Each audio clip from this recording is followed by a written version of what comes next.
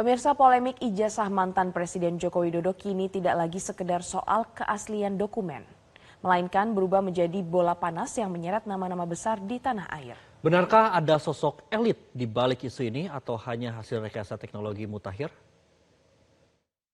Ahli digital forensik Rismon Sianipar yang selama ini dikenal membongkar dugaan rekayasa digital, kini justru berada di posisi sebaliknya. Dituduh menyebarkan pernyataan yang menyeret nama Wakil Presiden ke-10 dan 12 Republik Indonesia Yusuf Kala sebagai pendana dalam isu ijazah. Tim kuasa hukum mantan Wakil Presiden Yusuf Kala mendatangi Bareskrim Polri pada Senin pagi untuk melaporkan Rismon Sianipar atas dugaan pencemaran nama baik dan berita hoax.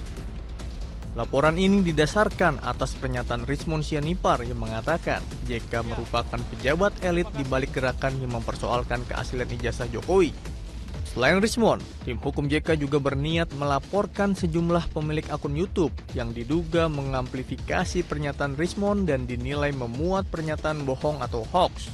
Dalam laporan kali ini, tim kuasa hukum JK membawa 3 video sebagai barang bukti yang akan dilaporkan.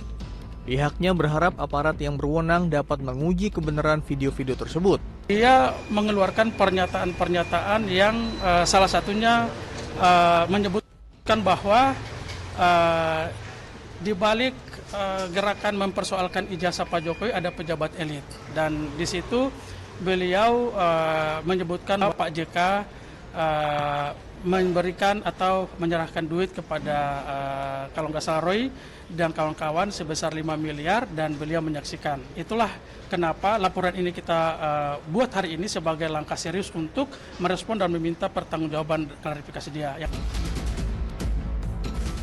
Sebelumnya, Wakil Presiden Yusuf Kala membantah tuduhan Rismon Sianipar yang menyebut dirinya mendanai Roy Suryo CS dalam kasus ijazah palsu Jokowi. JK mengaku tidak mengenal dan tidak pernah bertemu dengan sosok Rismon Sianipar. Saudara Rismon Sianipar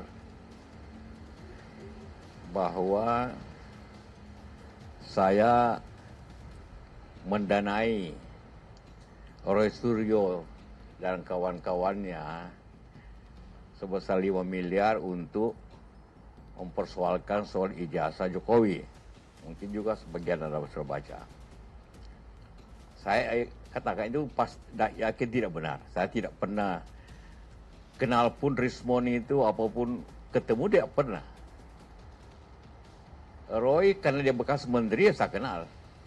Sebelumnya pada akhir Maret 2026, Sekjen Pradi Bersatu Adi Darmawan menyinggung soal ada isu pendanaan kasus ijazah yang tersebar di media sosial.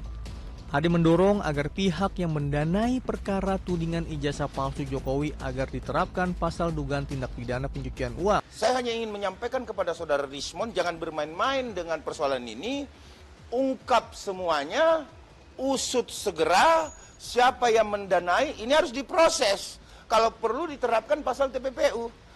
Di sisi lain, pihak Rismon mengklaim ada pihak yang menggunakan teknologi AI untuk memanipulasi suara dan visual kliennya, lalu menyebarkan narasi bahwa Yusuf Kala adalah pendana dalam polemik ijazah Jokowi.